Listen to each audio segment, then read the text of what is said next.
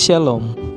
Renungan kebenaran firman Tuhan hari ini terdapat di dalam Lukas 23 ayat 26. Ketaatan kepada Allah.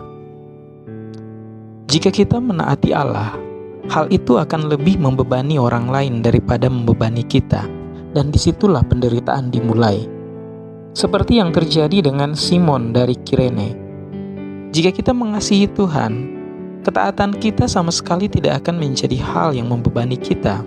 Malah itu merupakan sukacita. Akan tetapi bagi mereka yang tidak mengasihi Dia, ketaatan akan terasa menjadi beban yang sangat berat bagi mereka. Jika kita menaati Allah, itu akan berarti rencana orang lain terganggu dan mereka akan mengejek kita dengan berkata, "Inikah yang kalian namakan mengikut Tuhan?"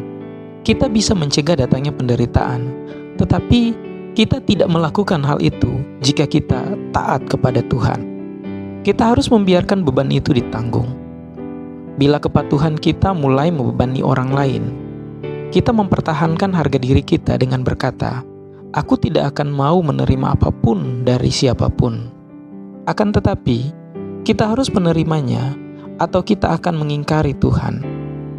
Kita tidak berhak untuk berpikir bahwa jenis hubungan yang kita miliki dengan orang lain harus berbeda dari hubungan yang dimiliki Tuhan Yesus sendiri. Lukas 8 ayat 1-3.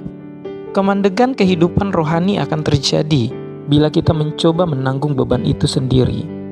Dan sesungguhnya kita tidak dapat menanggungnya. Kita sedemikian rupa terlibat dalam rencana Allah yang universal, sehingga ketika kita mematuhi Allah, orang-orang lain akan terpengaruh akibat ketaatan kita kepadanya. Apakah kita akan tetap setia dalam ketaatan kepada Allah dan bersedia menghadapi penghinaan karena menolak untuk bersikap bebas? Atau akankah kita berbuat yang sebaliknya dan berkata, "Aku tidak mau menyebabkan orang lain menderita"?